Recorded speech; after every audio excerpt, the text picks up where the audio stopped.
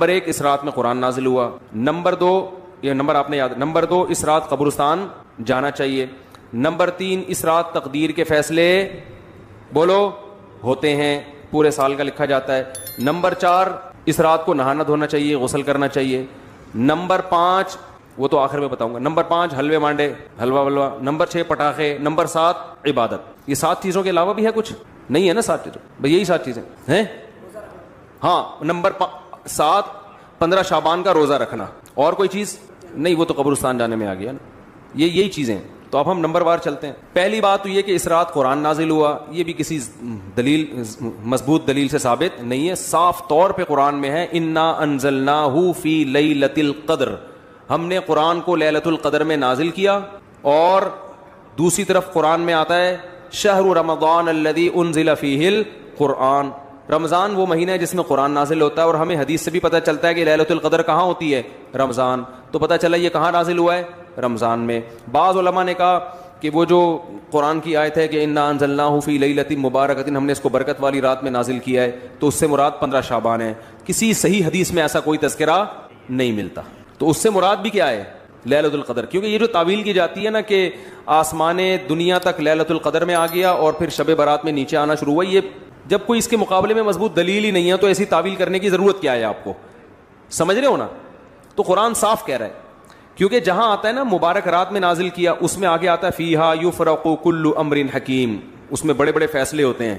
اور ادھر سورہ قدر میں آ رہا ہے کہ ہم نے لیلۃ القدر میں نازل کیا اور اس میں فیصلے ہوتے ہیں. تو پتہ چلا یہ ایک ہی رات میں نازل بھی ہوا, فیصلے بھی اسی میں, اور وہ دونوں لیلۃ القدر ہیں, وہ دونوں 15 شعبان نہیں ہیں. تو بہت مضبوط دلیل ہے یہ. تو کسی مضبوط دلیل سے نہیں پتہ چلتا کہ 15 شعبان میں قرآن نازل ہوا.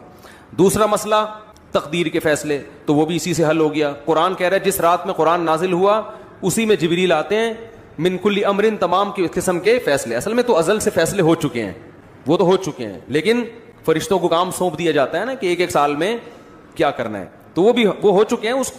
یہ کہتے ہیں نا کہ اصل فیصلہ تو ہو گیا, اس پر عمل درآمد سے آپ اس کو تعبیر کر دیں. تو ابھی چونکہ یہ ٹاپک نہیں ہے تو میں صرف ٹو دا پوائنٹ بات کر رہا ہوں کہ وہ جو فیصلے کی رات ہے وہ بھی کون سی ہے؟ لیلۃ القدر ہے. تیسری بات کیا تھی؟ قبرستان جانا.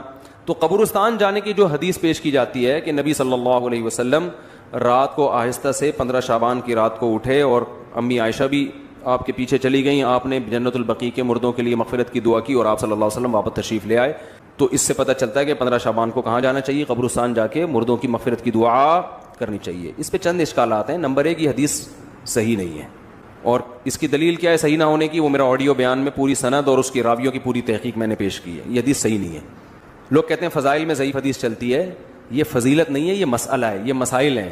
فضائل کا مطلب ہوتا ہے ایک عمل حدیث سے ثابت ہے, اس کی فضیلت میں ضعیف حدیث پیش کرنے کی اجازت ہے. لیکن عمل ہی کو ثابت کرنا, تو یہ تو ایک پراپر عمل ہے نا کہ اس رات کو اٹھ کے قبرستان جانا عمل ہے نا. تو پہلے عمل کسی صحیح حدیث سے تو ثابت ہو نا, پھر اس کی فضیلت میں ہم 2-4 ضعیف بھی لگا دیں تو عمل ہی ثابت نہیں ہو رہا. تو پہلی بات یہ کیا ہے, یہ حدیث کیا ہے؟ ضعیف.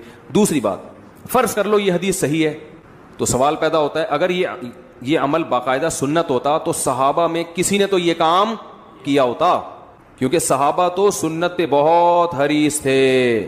مشرکین مکہ یہ کہا کرتے تھے لو کان خیرا ما سبقونا الیہ, اگر یہ اسلام خیر کی چیز ہوتی تو صحابہ ہم پہ سبقت نہیں کرتے, خیر میں تو ہم آگے بڑھتے ہیں. جبکہ ہمارا نظریہ ہے کہ اسلام خیر کی چیز تھی تبھی صحابہ اس میں انہوں نے پہل کیا. تو ہم کہتے ہیں اگر اس رات کو قبرستان جانا سنت ہوتا تو ابو بکر جاتے, عمر جاتے, عثمان جاتے, علی جاتے, کوئی صحابی تو جاتا. ایک بھی روایت نہیں ہے کہ کوئی صحابی 15 شعبان کو, میرے علم میں نہیں ہے. کوئی ہے تو ریفرنس دے دے تو میں بتا دوں گا بھائی ہے, بھائی نکل آئی. مجھے ابھی تک نہیں ملی کہ اس رات کو صحابہ کہاں گئے ہوں, قبرستان گئے ہوں. تو اگر اس حدیث کو فرض کر لیا جائے کہ یہ صحیح ہے تو پھر یہ نبی کی خصوصیت ہے, یہ پراپر سنت نہیں ہے. جیسے کہ حدیث میں آتا ہے آپ نے 2 قبروں پہ ہری شاخ گاڑ دی اور فرمایا کہ جب تک یہ شاخ ہری ہے ان کو عذاب میں تخفیف ہو جائے گی, لیکن کسی صحابی نے قبروں پہ شاخیں نہیں گاڑی. تو پتہ چلا یہ نبی کیا کی خاصیت تھی کہ اللہ نے آپ کو رحمت للعالمین بنایا, تو اللہ نے آپ کی برکت سے آپ کو بذریعہ وہی بتا دیا کہ یہ شاخیں گاڑ دیں گے تو ان میں عذاب میں کمی ہو جائے گی. لیکن یہ سنت نہیں ہے, تبھی ہم نہیں دیکھتے کسی امام نے کسی مجتہد نے فتویٰ دیا ہو کہ جا کے شاخیں گاڑو, وہ صحابہ نے نہیں کیا. تو ہم اگر اس عمل کو سنت مان بھی لیتے ہیں تو صحابہ نے, پھر یہ نبی کی صحیح حدیث مان بھی لیتے ہیں تو یہ نبی کی خاصیت ہے. امت اس میں آپ کو فالو نہیں کرے گی.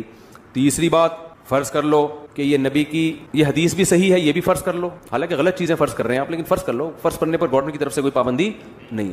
اور یہ بھی فرض کر لو کہ نبی نے جو کیا ہے تو اب صحابہ بے شک نہ بھی کریں, پھر بھی یہ سنت ہے. تو پھر سنت جن کیفیات کے ساتھ ہے انہی کیفیات کے ساتھ سنت ہے نا. کیا خیال ہے؟ پہلی بات, نبی زندگی میں ایک دفعہ گئے ہیں, آپ ہر سال جاتے ہو, تو آپ کو زندگی میں کتنی دفعہ جانا چاہیے؟ ایک دفعہ جانا چاہیے, ہر سال نہیں. تو 15 شعبان آپ کی زندگی میں 50 دفعہ آیا تو بس ایک دفعہ چلے جائیں آپ, کیونکہ نبی کی زندگی میں بھی کئی بار آیا مگر آپ گئے. 23 سال آیا نبوت کے بعد مگر آپ گئے ایک بار, تو ایک بار چلے جاؤ آپ. لیکن آپ اتنے ڈھیٹ ہیں, آپ کہہ رہے ہیں نہیں نبی ایک بار گئے مگر میں کتنی بار جاؤں گا؟ بار بار جاؤں گا. تو چلو آپ بار بار چلے جاؤ, ہم مان لیتے ہیں آپ کی دلیل. تو پھر جن کیفیات کے ساتھ گئے ہیں ان کیفیات کے ساتھ جاؤ.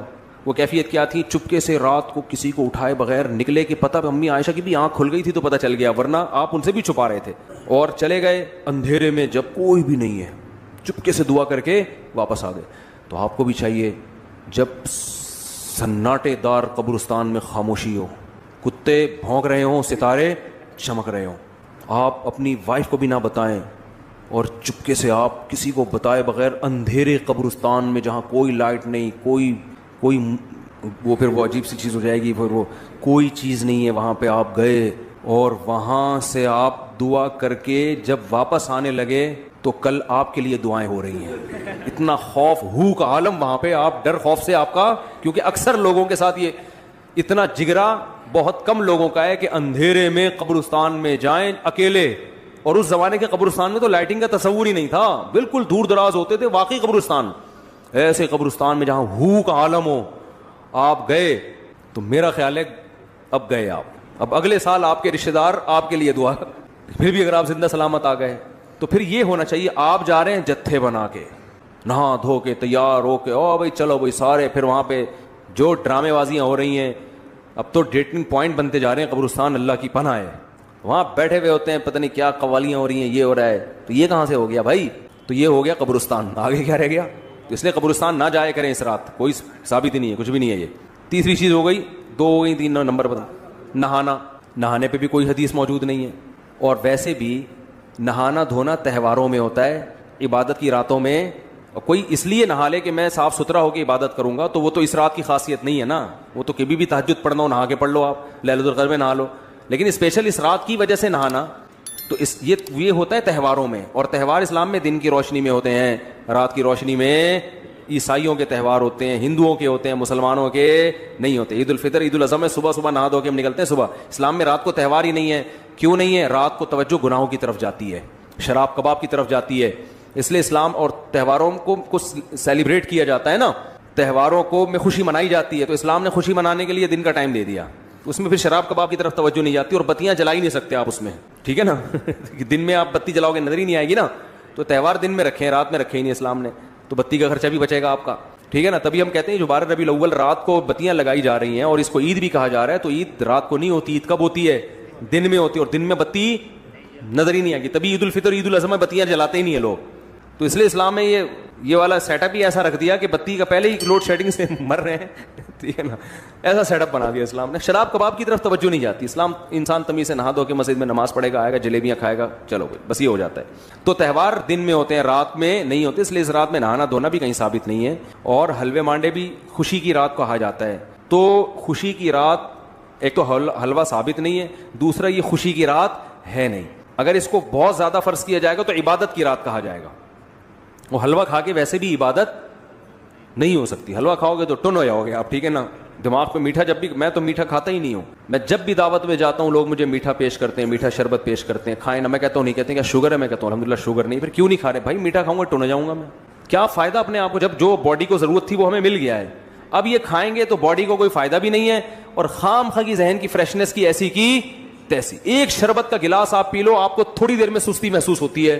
تو 2 سیکنڈ کے 5 سیکنڈ کی لذت کے لیے میں 3 گھنٹے کی ٹینشن کیوں اٹھاؤں؟ ابھی میں ہنستا بولتا, دماغ میرا فریش ہے نا, آپ کے سامنے بیٹھا ہوا ہوں, فٹ فاٹ دماغ الحمدللہ چل رہا ہے, اور میں شربت پی کے آتا نا تو تھوڑا سا ہوتا, تو وہ 2 منٹ کی لذت تھی. اور پھر یا تو سونا ہو نا, آدمی نے کھائے سو جائے تو پھر تو ٹھیک ہے, لیکن وہ الگ اس کا نقصان ہے کھاتے ہی سو جانے کا. تو یہ عبادت کی رات بھی ہے اور حلوے مانڈے بھی, تو یہ کھوپڑی میں آنے والی بات نہیں ہے. عقل کے بھی خلاف ہے. اور تہوار وہ دن میں ہوتے رات میں نہیں ہوتے, اس کے بھی خلاف ہے کہ حلوے تو تہوار ہو گیا نا آپ نے. اور کیا رہ گیا؟ یہ شب برات کے فضائل پر بیان ہو رہے ہیں. ایک صاحب نے مجھے کہا فضائل پر بیان کرے. میں نے کیا کہتے ہیں یہ کیا ہو رہا ہے, یہ فضائل ہو رہے ہیں, کیا ہو رہا ہے بھائی؟ تو میں نے کہا جتنی فضیلت ہے بس اتنی ہی رکھیں گے ہم. آگے چلو. روزہ بھی کسی صحیح حدیث سے ثابت بولو بھائی نہیں ہے. اور عمل کو ثابت کرنے کے لیے حدیث کا صحیح ہونا ضروری ہے. لوگ کہتے ہیں فضائل میں ضعیف حدیث چلتی ہے. پہلے یہ فضیلت نہیں ہے, مسائل ہو رہے ہیں. مسئلہ ہے کہ 15 شعبان کا روزہ سنت ہے یا نہیں ہے. جب ہوگا تو پھر آگے اس کے فضائل کے چار چاند لگانے کے لیے آپ, جیسے نماز ایک ثابت شدہ چیز ہے, اس کی فضیلت میں اگر کوئی ضعیف حدیث آئی ہے تو کوئی بات نہیں, فضیلت تو پہلے سے ثابت ہے نا. تو ضعیف حدیث بالکل من گھڑت تو نہیں ہوتی, امکان ہوتا ہے کہ شاید نبی نے فرمایا ہو, تو وہ آپ بیان کر دو. تو اب کیا مسئلہ ہے, تو 15 شعبان بھی ثابت نہیں ہے کا روزہ ثابت نہیں ہے. کوئی ایام 20 کے روزے پہلے سے رکھتا آ رہا ہے تو 13, 14, 15 کا وہ اس نیت سے رکھ لے, لیکن اس نیت سے نہیں کہ 15 کی شعبان کی الگ سے کوئی فضیلت ہے. سمجھتے ہو کہ نہیں سمجھتے ہو؟ اور کیا رہ گیا؟ عبادت. تو عبادت کے بارے میں احادیث جتنی بھی ہیں, میں نے آڈیو بیان میں سب کی سندیں پڑھ کر محدثین کا پورا ایک ایک راوی پر بحث کی ہے, وہ آپ سن سکتے ہیں. کوئی ایک حدیث بھی اس بارے میں صحیح موجود بولو نہیں ہے. کوئی ایک بھی ایسی نہیں ہے جس پر اعتماد کیا جا سکے. البتہ یہ ضرور ہے کہ محدثین کا, فقہا کا عام اصول یہ ہے کہ جب کسی مسئلے کے ثبوت کے لیے حدیث ضعیف ہو لیکن کثرت سے ہوں, تو ایک الگ سے حدیث سے تو مسئلہ ثابت نہیں ہوتا, لیکن ان کی کثرت کی وجہ سے ان حدیثوں میں جان پیدا ہو جاتی ہے. سمجھ میں آ رہی ہے بات؟ تو ایسی حدیث کو حسن کہا جاتا ہے. حسن لغیری ہے کہ بھئی وہ ساری سندیں ضعیف ہیں لیکن مل کے مجموعے سے کیا ہو گیا, تو اس میں ایک حسن پیدا ہو گیا. تو اب الگ الگ اس کے کیا فضیلت ہے کہ جو اس رات میں عبادت کرے گا اس کو کیا ملے گا, تو وہ کوئی بھی حدیث جب میں بیان کروں گا نا یہ ملے گا تو وہ حدیث بہت ضعیف ہوگی. لیکن ان کے مجموعے سے جمہور علماء کی رائے یہ ہے کہ اس رات میں عبادت کی فضیلت ہے. کیا ہے یہ تو ہر حدیث میں کی سند پہ بحث ہے نا. اس میں تو ممکن ہے کوئی کہ یہ فضیلت ہے تو دوسرا اعتراض کرے یہ والی فضیلت تو صحیح حدیث سے ثابت نہیں ہے, تو وہ کہ دوسری فضیلت ہے, وہ کہ یہ بھی ثابت, لیکن اس سے یہ نفس فضیلت ہے. تو جو علماء اس اصول کو فالو کرتے ہیں کہ ضعیف حدیثوں کی کثرت سے حدیثیں درجہ حسن تک پہنچ جاتی ہیں, تو وہ جمہور علماء ہیں, ان میں بڑے بڑے محققین بھی ہیں, تو وہ یہ کہتے ہیں کہ اس رات عبادت کرنی چاہیے, لیکن اس عبادت کا کوئی مخصوص طریقہ ثابت نہیں ہے. عبادت وہی ہو, چھپ کے تنہائی میں کسی کا دل چاہ رہا ہے مسجد میں آ کے کر لے تو بھی ٹھیک ہے, جتھوں کی شکل میں نہیں, اور وہی نماز پڑھنی ہے, تلاوت کرنی ہے, دعائیں مانگنے ہیں. لیکن بعض علماء جو وہ بھی بڑے محقق ہیں وہ اس کے قائل ہیں کہ سرے سے کوئی فضیلت ہے ہی نہیں, ان کی رائے یہ کہ نہیں. لیکن بہرحال جمہور اس کے قائل ہیں, تو اس کو پھر بدعت نہیں کہہ سکتے. جب ایک بہت بڑا طبقہ ایک طرف چلا جائے اور اس کی کوئی اصل بھی ہو, تو پھر یہ کہنا کہ اس رات کی عبادت بدعت ہے, یہ پھر ٹھیک, یہ پھر زیادتی ہو جائے گی, ٹھیک ہے نا. تو یہ ہے اس کا حساب کتاب. اور پھر ایک اور ہمارے حضرت ایک اور دلیل دیا کرتے تھے کہ اسلام کا ایک مزاج ایسا ہے کہ جس ٹائم یا جس دن کی یا جس وقت کی کوئی بہت بڑی فضیلت ہوتی ہے نا, تو اس وقت کی تعین میں اختلاف ہو جاتا ہے. اسلام خود اختلاف ڈال دیتا ہے. اس کی مثال ایسے ہے جیسے جمعے کے دن ایک گھڑی ایسی ہے جس میں دعا لازمی قبول ہوتی ہے, لیکن وہ گھڑی کون سی ہے, بعض نے کہا عصر کی, بعض نے کہا خطبے کے درمیان, بعض نے یہ کہا. تو یہ اسلام کا مزاج ہے کہ جب کسی خاص دن کو وہ کرتا ہے نا, تو اس کے تھوڑی سی تعین میں اختلاف. لیلۃ القدر اس کی فضیلت میں پوری امت کا اتفاق ہے, لیکن لیلۃ القدر کی رات کون سی ہے, اس کی تعین میں کیا ہے, احتمال ڈال دیا اسلام نے. اور یہ اسلام کی ایک حکمت ہے. حکمت یہ ہے کہ بھائی اگر وہ رات متعین پتہ چل جائے نا, پھر اس رات میں کسی نے گناہ کیا تو اس کی بھی خیر نہیں. ابھی تو ہے کہ اللہ مجھے کیا پتا تھا آج لیلۃ القدر ہے, تھوڑا سا بچنے کا چانس ہے. دوسری بات یہ کہ وہ رات اگر سوتے میں کسی سے نکل گئی تو پوری سال مایوس رہے گا اور باقی دنوں میں عبادت کرے گا ہی نہیں, کہ ایک رات 80 سال کے برابر تھی وہ نکل گئی تو اب کیا فائدہ. تو اللہ نے تھوڑا سا کیا کر دیا کہ شاید بھائی وہ جو اس سے پہلی والی میں تم جاگے تھے ہو سکتا ہے وہ والی ہو.